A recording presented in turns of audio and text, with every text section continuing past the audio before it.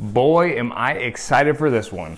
In this box, we have a brand new custom mint 44 Pro glove. Now on our last glove unboxing, we got my brother a 44 Pro glove. That one we're calling the Cowboy. So we went on, we specifically made what we thought would be the coolest glove for him. We think he absolutely loved it. And so a couple weeks after ordering his, I decided that I needed my own 44 Pro glove. So we're gonna unbox this, but first we're gonna head online, go to the custom builder, walk through building this glove, and then we get to unbox this new 44. So of course I wanted something different. I didn't want something that you could just get off the shelf. We mixed in some white, we mixed in some black, but the majority of the glove is mint. We kept the laces long, and this one we did an 11¼ glove. Kind of use this one as a practice glove for right now. And of course, one of the cool features of 44 is that you can put a custom name on the glove for free. So I went with my last name, Rittner, and completed checkout. And like clockwork, 6 weeks later, here is the box, at least. You never know, they have so many orders that I might get someone's pink glove or tie-dye glove, but I'm hoping that this is the mint. So let's open it up.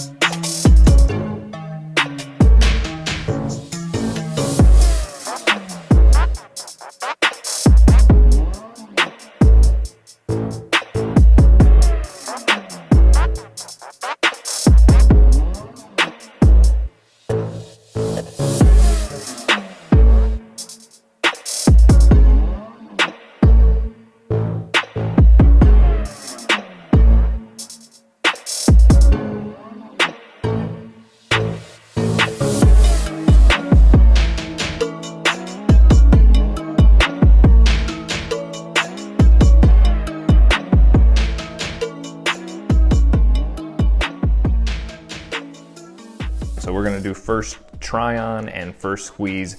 And let me just say this, when I do an unboxing of a glove and I do a first try on, it really is the first time I'm trying it on and it's the first time that I'm squeezing it. So I don't take it out beforehand and do a little try on, test it out, make sure everything's good. This truly is the first try on. So honest opinion here.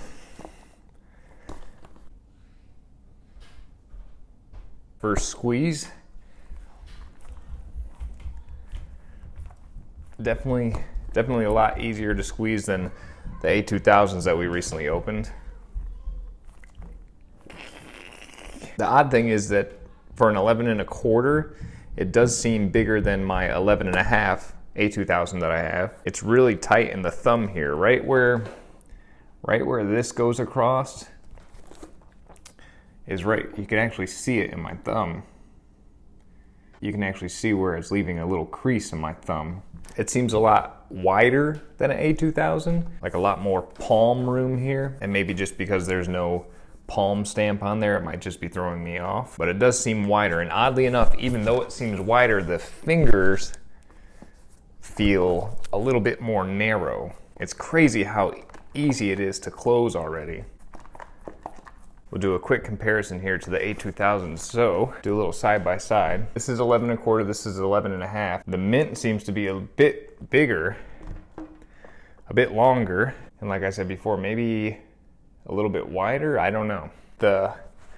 A2000 is a lot lighter than this. This is a pretty heavy glove. Seems pretty heavy right now, but it doesn't have any creases on it or anything, so it's not quite broken into my hand just yet. I really don't know if I'm a fan of this thumb here. I'm gonna have to shove the mallet in there and make some space for my thumb. You can see that compared to the A2000, the 44 glove here, the laces are a bit thicker. They seem to be strung a little bit looser too. Like, I have a pretty large gap, it seems, in the fingers, whereas this is pretty close together. Now the cost of these gloves here, I think this one ended up being $150, around there, while this one is $280. So obviously there's going to be a little bit of a difference in these. I like the looks of this a lot though. First reaction though is that my thumb's being suffocated over here. But either way, we're going to head to the field, get out the ball, break this thing in. I may give this a few pounds with the mallet before we head out, just to get a start on the break-in process. So let's go.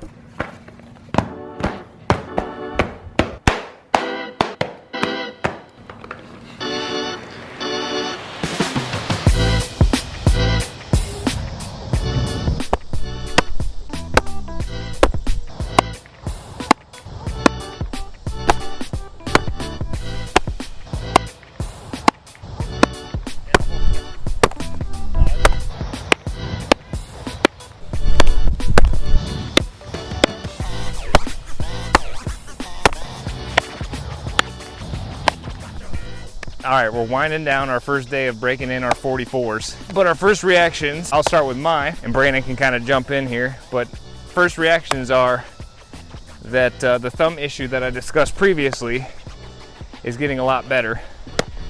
The more I break this thing in, the more room the thumb area gets. Brandon actually said he had the same issue when he first started playing catch with it, that it felt like his thumb had a clamp on it and left a mark on his thumb. Mine seems to be breaking in a lot faster than Brandon's. Mine is just the normal colored leather option, and Brandon's is the mixture of the paisley, the snake skin, and the alligator skin. So his might take a little longer to break in. Another concern both of us have is the loose lacing in the gloves. I don't know, it might not ever be an issue. It just looks like it eventually could be an issue. Any takeaways? I am having a bit of trouble getting this thing to break in, but I don't think that's, that's nothing to be said about the glove itself. It's just, I think the materials that were used on it. But I mean, hopefully that means that the life of the glove will be pretty good too. But overall, I'm extremely happy with it. I do plan on getting another one at some point. So we're gonna keep breaking these things in the meantime. Thank you for watching.